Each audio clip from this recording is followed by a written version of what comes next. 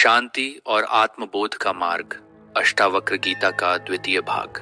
ऋषि अष्टावक्र राजा जनक को उपदेश देते हुए कहते हैं, जब मन किसी वस्तु की इच्छा करता है, किसी से शोक करता है, किसी को ग्रहण या त्याग करता है और हर्ष रोष से ग्रस्त होता है, तभी बंधन उत्पन्न होता है। जब मन इन सब से मुक्त होता है, तभी मोक्ष की प्राप्ति होती है। यदि मन किसी भी दृष्टि में आसक्त है तो वही बंधन है। जब मन किसी भी दृष्टि में आसक्त नहीं होता तो मोक्ष स्वतः ही प्राप्त हो जाता है। अहंकार की उपस्थिति में बंधन बना रहता है, जबकि अहंकार के लोप से ही मोक्ष संभव है। इसलिए किसी भी वस्तु को पकड़ने या छोड़ने की अपेक्षा मत रखो। जब तक मन द्वंद्वों में उलझा रहेगा तब तक शांति नहीं मिल सकती। ज्ञान और निर्वेद का महत्व। जो ज्ञान को प्राप्त कर चुका है उसके लिए अब कुछ भी करने को शेष नहीं रहता।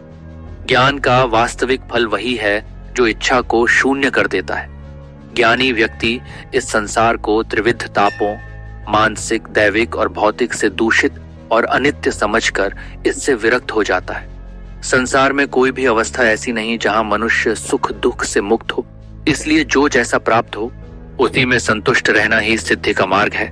जो व्यक्ति चैतन्य स्वरूप का ज्ञान प्राप्त कर लेता है वह स्वयं तो संसार सागर से पार हो ही जाता है, साथ ही दूसरों का भी उद्धार कर सकता है। जब पंचभूतों के विकारों को केवल पंचभूतों के रूप में देखोगे तब तत्क्षण ही बंधन से मुक्त होकर अपने आत्म स्वरूप में स्थित हो जाओगे। वासना और तृष्णा का परित्याग। वासना ही संसार का मूल कारण है, अतः वासनाओं का त्याग करना ही वास्तविक संसार का त्याग है। शरीर, मन और संसार की स्थितियां चाहे जैसी भी हों, उनसे कोई संबंध नहीं रखना चाहिए। मित्र, धन, स्त्रियां, महल, उत्तराधिकार, ये सब स्वप्न और माया जाल के समान है। इन्हें देखो, समझो और छोड़ो दो। जहां तृष्णा है वहीं संसार है। तृष्णा का त्याग ही मोक्ष है। संसार का भ्रम और आत्मज्ञान की महत्ता। तुम स्वयं एक शुद्ध चेतन हो और यह सारा विश्व असत एवं जड़ है। जब तक अज्ञान बना रहेगा तब तक यह संसार सत्य प्रतीत होता रहेगा। राज्य, पुत्र, स्त्री, सुख और भोग, इन सब में तुम अनगिनत जन्मों से आसक्त रहे हो, परंतु यह सब कभी भी स्थायी नहीं रहा। अब बस करो। इस संसार के घने जंगल में तुमने बार बार सुख खोजने का प्रयास किया, लेकिन क्या कभी शांति प्राप्त हुई? नहीं। अब भी समय है। इस निरर्थक भटकाव को छोड़ो और आत्मबोध की ओर मुड़ो। अब न कोई शोक, न कोई हर्ष, न कोई त्याग, न कोई ग्रहण। बस आत्मा में स्थिर होकर मौन का आनंद लो। कर्म और ज्ञान के पार का सत्य, ईश्वर ही सबका निर्माता है और प्रारब्ध से ही जीवन की परिस्थितियां बदलती रहती हैं।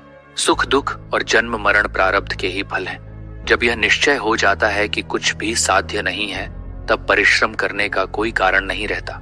निष्क्रियता ही परम क्रिया है। चिंता से ही दुख होता है, अन्यथा नहीं। जिसने यह निश्चय कर लिया वह चिंता से मुक्त हो जाता है और पूर्ण शांति को प्राप्त करता है।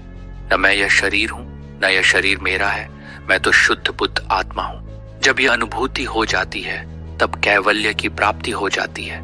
जो व्यक्ति संसार को स्वप्नवत देखता है उसकी वासनाएं स्वयं ही नष्ट हो जाती हैं और वह निर्वाण का अनुभव करता है। वह अपने स्वरूप में स्थित होकर पूर्ण आनंद को प्राप्त करता है। अंतिम बोध, आत्मज्ञान और मोक्ष। जो आत्मज्ञान को पूर्ण रूप से जान लेता है उसके लिए न कोई प्राप्त करने योग्य वस्तु बचती है, न कोई त्याज्य पदार्थ। वह समस्त द्वंद्वों से परे होता है। इसलिए आत्मज्ञानी व्यक्ति कहीं भी आसक्त नहीं होता, न ही उसे किसी वस्तु से विरक्ति होती है। वह न भोगों का आश्रय लेता है, न ही उन्हें त्यागता है। वह जानता है कि न कोई बंधन है, न कोई मोक्ष। बस केवल एक अद्वितीय आत्मा ही है जो सदा, सर्वत्र और स्वयं में स्थित है। तुम मुक्त हो, सदा से मुक्त हो। केवल इस सत्य को पहचानो और अपने आनंद स्वरूप में स्थित हो जाओ।